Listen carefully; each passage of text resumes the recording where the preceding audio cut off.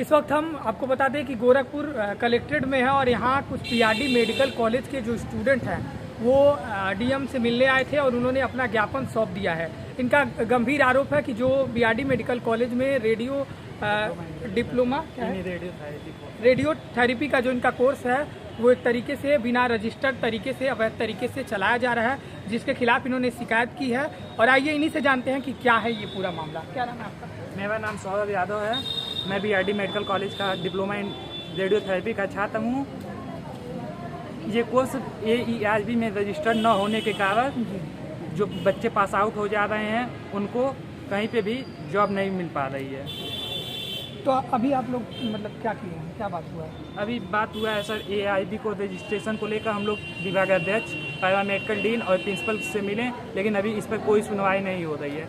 ये मामला 1 साल से ऊपर हो गए चलते हुए, लेकिन अभी इस पर कोई एक्शन नहीं लिया जा रहा है। आप लोग जब एडमिशन लिए थे तो आप लोग को बताया गया था कि ये रजिस्टर्ड नहीं है कोर्स? नहीं, हमें मतलब फर्स्ट बैच हमारा ही था इसमें, तो हमको इस चीज़ के बारे में नहीं पता था।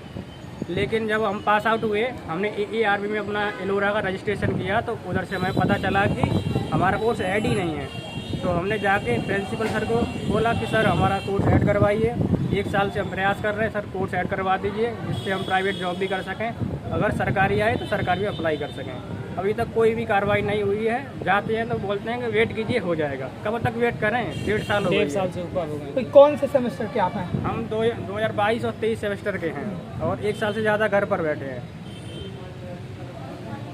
क्या बात हुई थी अभी यहाँ के प्रशासन से? क्या कुछ आश्वासन मिला है कि नहीं? अभी बोले हैं कि 3-4 दिन बाद आके रिसीविंग ले लेना, फिर उसके बाद से जब आएंगे, अभी तो डीएम सर गए हैं कोर्ट, फिर आएंगे वहाँ से तब मिल लेना एक बार। आ जाइए आप आगे।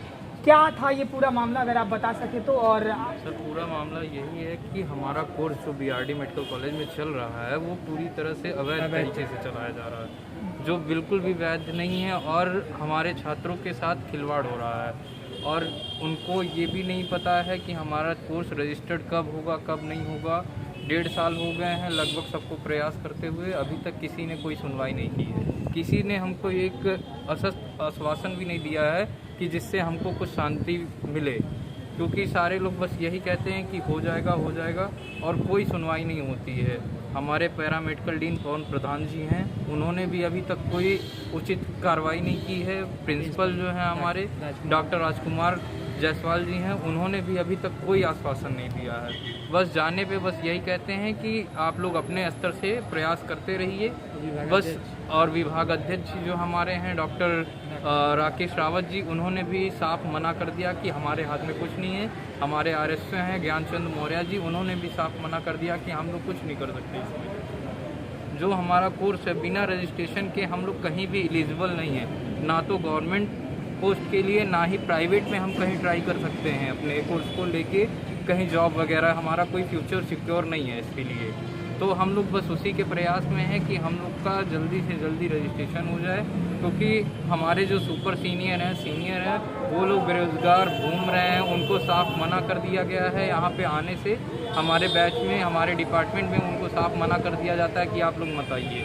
तो यही चीज़ आगे चल के हम लोग के साथ ना हो, इसलिए हम लोग प्रयासरत हैं कि जल्दी से जल्दी हमारा कोर्स रजिस्टर्ड हो जाए। जितने यहाँ से स्टूडेंट निकल गए हैं तो वो अभी कहीं जॉब नहीं कर रहे हैं? नहीं, कुछ हो नहीं हो पा रहा है, क्योंकि बिना हमारा जो रजिस्ट्रेशन है, अगर हमारा कोर्स रजिस्टर्ड जब होगा उसके बाद हमको एक लाइसेंस मिलेगा। जो लाइसेंस हमको मिलेगा वही हमारा एक ID है। इस कोर्स को इस फील्ड के लिए वो एक ID है हमारी। अगर हम कहीं भी जॉब के लिए अप्लाई करते हैं तो वो हमें ID देनी पड़ती है, वो लाइसेंस हमको देना पड़ेगा वहाँ पे, तो जाके हम एलिजिबल हो पाएंगे। तो जब तक हमको वो लाइसेंस, वो नंबर हमको नहीं मिलेगा तब तक हम कहीं एलिजिबल नहीं हैं। इसीलिए सारे जितने भी हमारे सुपर सीनियर हैं या सीनियर हैं, सब इसी वजह से अभी भी बेरोज़गार घूम रहे हैं, बैठे हैं घर पे अपने, और कुछ हो नहीं पा रहा है। तो आप लोगों को पता था ये बात की मान्यता इसको नहीं मिली है जब एडमिशन आपको मिली? नहीं सर, ऐसा कुछ बताया नहीं गया था। और सर हम 12 पास आउट, अचानक से कहीं हम अपना भविष्य सिक्योर करने के लिए हम कहीं कोर्स करने जा रहे हैं, तो इतना डिटेल हमको नहीं पता रहता है कि हम जा करके ये पता करें कि हाँ ये कोर्स। हमको बस उस समय यही रहता है कि हमारा किसी तरह एडमिशन हो जाए। और आप जानते हैं कि इस समय बीआरडी मेडिकल कॉलेज में एडमिशन होना या फिर आप प्राइवेट में जाएंगे तो आपको पैसे ज़्यादा देने पड़ेंगे। तो सरकारी कॉलेज में एडमिशन होना यही एक बहुत बड़ी बात होती है अपने लिए। तो हम लोग यही सोचते हैं कि जल्दी से जल्दी एडमिशन बस हो जाए। तो हम लोग को भी ये चीज़ें नहीं पता थी, लेकिन जब हम लोग को ये चीज़ें पता चली तब से हम लोग एक्टिव होके अपना सारा चीज़ मतलब सब छोड़ छाड़ के हम लोग की एजुकेशन पढ़ाई लिखाई सब छोड़ के हम लोग इसी में लगे हुए हैं कि हमारा ERB में रजिस्ट्रेशन हो जाए पहले। लेकिन ऐसा कुछ हो नहीं पा रहा है और कॉलेज प्रशासन ने भी हम लोग को नहीं बताया था ये चीज़ें कि ये सारी दिक्कतें हैं, यहाँ पे रजिस्ट्रेशन नहीं है। हम लोग को बाद में पता चला, तब से हम लोग लगभग 1.5 साल हो गए कॉलेज को बताते हुए कि ये हमारा रजिस्ट्रेशन नहीं है, कृपया इसको करा दीजिए, लेकिन अभी तक कोई सुनवाई नहीं हुई। क्या नाम है? अमित कुमार दुबे। तरीके का रवैया BRD मेडिकल कॉलेज का दिख रहा है। ये गंभीर आरोपों के साथ वहाँ के छात्र खुद ही यहाँ DM कार्यालय पर आए हैं और उन्होंने ज्ञापन दिया है। खैर इनको आश्वासन मिला है कि हम जाएंगे DM साहब की तरफ से और इस पे जवाब लेंगे वो। लेकिन क्या ये आप अगर वीडियो देखे हैं तो क्या आप बताइएगा कि जिस तरीके का रवैया BRD मेडिकल कॉलेज ने इस छात्रों के भविष्य के साथ आखिर क्या खिलवाड़ नहीं हो रहा है, आखिर इन आरोपों में अगर सच्चाई है तो। क्योंकि छात्र जब पढ़ाई लिखाई छोड़कर सड़क पर उतरकर और इस तरीके से DM कार्यालय का चक्कर लगा रहे हैं तो ये अपने आप में ही एक सवाल है। फिलहाल अभी के लिए इतना ही। हमारी भी नज़र बनी रहती है कि आखिर क्या इस मामले को लेकर कैसे आगे बढ़ा जाता है। मैं था आपके साथ आतिश कुमार, आप देखते रहिए बेधड़क खबर।